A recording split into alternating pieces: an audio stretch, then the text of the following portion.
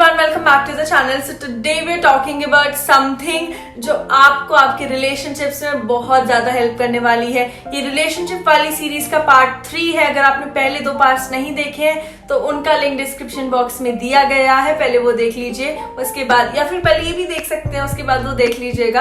तो इस पार्ट में मैं ये बताने वाली हूँ कि आपका रिलेशनशिप आपको कैसे पता चलेगा कंपैटिबल है या नहीं है, या फिर अगर आप फ्यूचर में रिलेशनशिप में आते हैं तो क्या चीज आपको देखनी चाहिए कि आपके रिलेशनशिप में होनी या नहीं होनी चाहिए, जिससे आपकी कंपैटिबिलिटी पूरी परफेक्ट बन जाए और आपका रिलेशनशिप लॉन्ग लास्टिंग और फॉरएवर तक चल पाए। Also watch all the 5 points, specially the 5th point and one of the points in between is very necessary for you guys to remember, because वो एक चीज है जो हम हमेशा भूल जाते हैं। तो इसलिए इस वीडियो को एंड तक देखना। मेरे चैनल को अगर अभी तक सब्सक्राइब नहीं किया हो तो कर देना, अभी वीडियो देखो।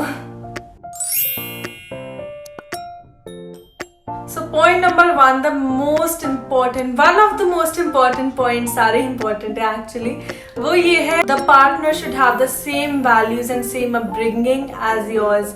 अब ये क्यों इतना नेसेसरी होता है? बहुत बार हम ये देखते हैं कि रिलेशनशिप्स में लोग आते हैं, उनकी फैमिलीज का बैकग्राउंड काफी डिफरेंट होता है। उनकी फैमिलीज में जैसे उनकी अपब्रिंगिंग हुई है, चाहे वो वैल्यूज के लिए हो गई, चाहे वो हर चीज के लिए हो गई, वो काफी डिफरेंट हो जाती है। किसी की फैमिली बहुत शांत होती है, किसी की फैमिली बहुत ही ज्यादा आउटगोइंग होती है। तो ऐसी चीजें जो होती है, हम सोचते हैं कि हाँ ऑपोजिट्स अट्रैक्ट, लेकिन ये चीज जो आपका फैमिली बैकग्राउंड है, जो आपकी फैमिली वैल्यूज है, जो आपका फैमिली एनवायरनमेंट, आपकी अपब्रिंगिंग है, वो चीज सेम होनी बहुत ज्यादा जरूरी होती है।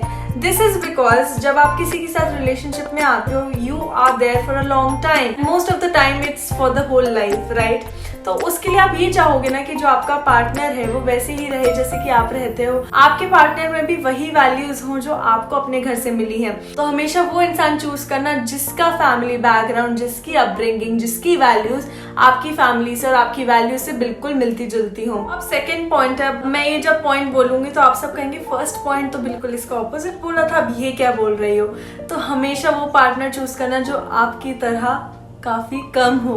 अब मैं ये कैसे बताऊंगी? मतलब देखो, ज्यादातर ये होता है, लोग कहते हैं कि कंपैटिबिलिटी केमिस्ट्री होती है, लेकिन केमिस्ट्री और कंपैटिबिलिटी डिफरेंट होता है। ये मैं नेक्स्ट पॉइंट में बताऊंगी। इसमें मैं ये बताना चाहती हूँ कि जब भी आपका पार्टनर एग्जैक्टली आपके जैसा होता है, वैल्यूज हटा के, वैल्यूज फैमिली से जो आपको मिली है उस चीज को हटा दो, जो चीजें हम खुद से अडेप्ट करते हैं, जो चीजें हमारी खुद की हॉबीज होती हैं, जो चीजें हमारी खुद की नेचर होती है, मैं उसकी बात कर रही हूँ, जो हम खुद से बिल्डअप करते हैं, ना कि हम अपनी फैमिली से लेते हैं, इनहेरिटेंस में नहीं लेते, हम वो चीजें खुद से बनाते हैं। मैं उन चीजों की बात कर रही हूँ। उस चीजों में जितना आपका पार्टनर आपसे थोड़ा सा डिफरेंट रहेगा, उतनी शायद से आपकी कंपैटिबिलिटी ज्यादा बेटर बनेगी। मैं 100% गारंटी नहीं दे सकती इस चीज की, बिकॉज हर चीज, हर सिचुएशन डिफरेंट होती है, बट 90% ऑफ द टाइम्स यही बात सच निकलती है।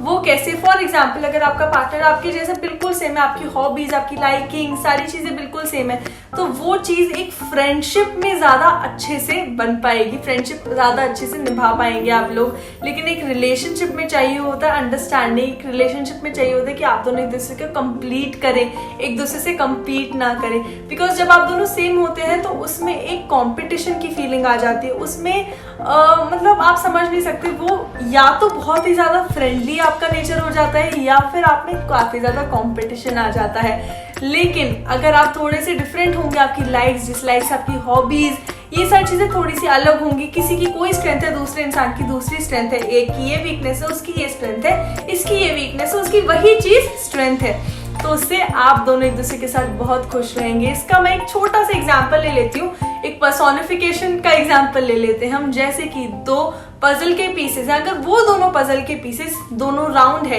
या फिर दोनों स्क्वायर है, हम उन्हें साथ में रख लें, उसके एक के ऊपर एक भी रख लें, हवा के प्रेशर से कहीं से भी वो अलग हो जाएंगे, वो कभी भी साथ में नहीं जुड़ सकते।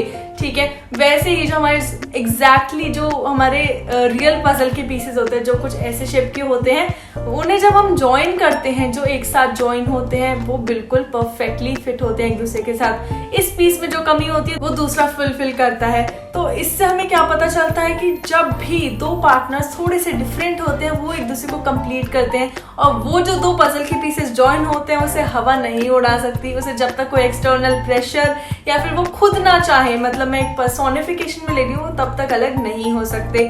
तो हमेशा ऐसा पार्टनर चूज करना जो आपसे थोड़ा सा डिफरेंट हो आपकी हॉबीज, लाइक्स, डिसलाइक्स में। Point number 3, forget the idea of chemistry। जैसा कि मैंने लास्ट पॉइंट में भी मेंशन किया है कि केमिस्ट्री और कंपैटिबिलिटी काफी डिफरेंट चीजें होती हैं। केमिस्ट्री वो होती है जब आप किसी जैसे होते हैं, आप दोनों की माइंड में सेम चीज स्ट्राइक करती है, सारी चीजें वैसी होती हैं, उसे हम केमिस्ट्री कहते हैं। हाँ, केमिस्ट्री भी इंपॉर्टेंट होती है रिलेशनशिप में, वो एक पार्ट भी होता है, बट जरूरी नहीं है कि जहाँ केमिस्ट्री है वहाँ कंपैटिबिलिटी भी हो। कंपैटिबिलिटी ये होती है, रिलेशनशिप कंपैटिबिलिटी होती है कि आप दोनों एक दूसरे के साथ कितने टाइम तक, कितना लॉन्ग रिलेशनशिप आपका रह सकता है, लेकिन केमिस्ट्री वो चीज डिसाइड नहीं कर सकती। केमिस्ट्री आपके दोस्तों के साथ बनती है, आपके बेस्ट फ्रेंड्स के साथ बनती है, आपके पार्टनर्स के साथ भी बनती है, बट ना बने तो इसमें घबराने वाली कोई भी बात नहीं है। बिकॉज जैसे कि मैंने लास्ट पॉइंट में मेंशन किया है, कंपैटिबिलिटी होता है कंप्लीट करना, ना ही कंपीट करना। कोई भी चीजें जब साथ में सेम होती हैं तो वो एक रिपेलर बन जाती हैं, वो कंपटीशन सा क्रिएट हो जाता है। तो इसीलिए कभी भी जो अपना आइडिया है, जो आपको केमिस्ट्री का आइडिया है मन के अंदर कि हमारी केमिस्ट्री बहुत स्ट्रांग होनी चाहिए, उसे एक क्राइटेरिया लेके मत चलना। वो एक एडिशनल पॉइंट हो सकता है, बोनस पॉइंट हो सकता है, बट बाय चांस अगर आपकी केमिस्ट्री इतनी अच्छी ना हो, वो एक नेगेटिव पॉइंट नहीं माना जाएगा। फोर्थ पॉइंट है, the partner encourages you to become a better person. हमने ये चीज बहुत बार सुनी है कि हमें ऐसे रिलेशनशिप में आना चाहिए जिसमें हम खुद ग्रो कर पाए। तो ये चीज इतनी ज्यादा ट्रू है, ये चीज इतनी ज्यादा इंपॉर्टेंट होती है ना हर रिलेशनशिप में, कि इसके बिना आप एक रिलेशनशिप इमेजिन भी मत कर लेना। जिस भी रिलेशनशिप में आपको फील होता है कि आपकी सेल्फ ग्रोथ रुक रही है, आप जहाँ पे थे आप वहां से आगे नहीं बढ़ पा रहे हैं, उस रिलेशनशिप में रहने का कोई भी फायदा नहीं होता है।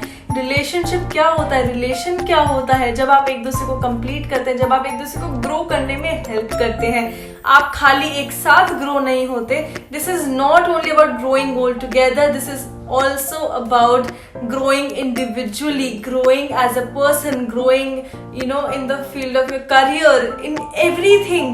ठीक है, तो सेल्फ ग्रोथ, आपकी इंडिविजुअल ग्रोथ भी उतनी ही इंपॉर्टेंट है जितनी आपकी रिलेशनशिप की ग्रोथ इंपॉर्टेंट है। अगर आपका पार्टनर आपकी रास्ते में, आपकी ग्रोथ की वे में एक ऑब्स्ट्रक्शन, एक काइंड ऑफ वॉल बन के आ रहा है जो आपकी से जो ग्रोथ है उसे स्टॉप कर रहा है, तो वो रिलेशनशिप वर्थ इट बिल्कुल नहीं है।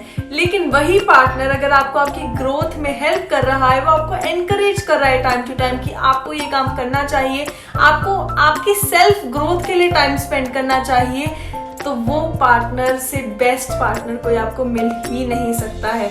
सो ये चीज कंपैटिबिलिटी बहुत ज्यादा डिसाइड करती है। अगर आपका पार्टनर और आप अपने पार्टनर को ग्रो करने में हेल्प कर रहे हैं तो आप एक दूसरे के साथ बहुत ही ज्यादा कंपैटिबल है, आपका रिलेशनशिप एक लॉन्ग टर्म तक चलने वाला है और फॉरएवर तक भी चलने वाला है। Last point, the fifth point and one of the most important point is the idea of love.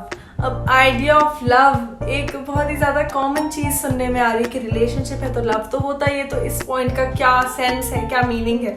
इस पॉइंट का ये सेंस और ये मीनिंग है कि जब भी आप रिलेशनशिप में आते हैं, जब भी आप अपना लाइफ पार्टनर, अपना पार्टनर चूज कर रहे होते हैं, तो उस टाइम आप दोनों का आइडिया ऑफ लव मैच करना ही चाहिए।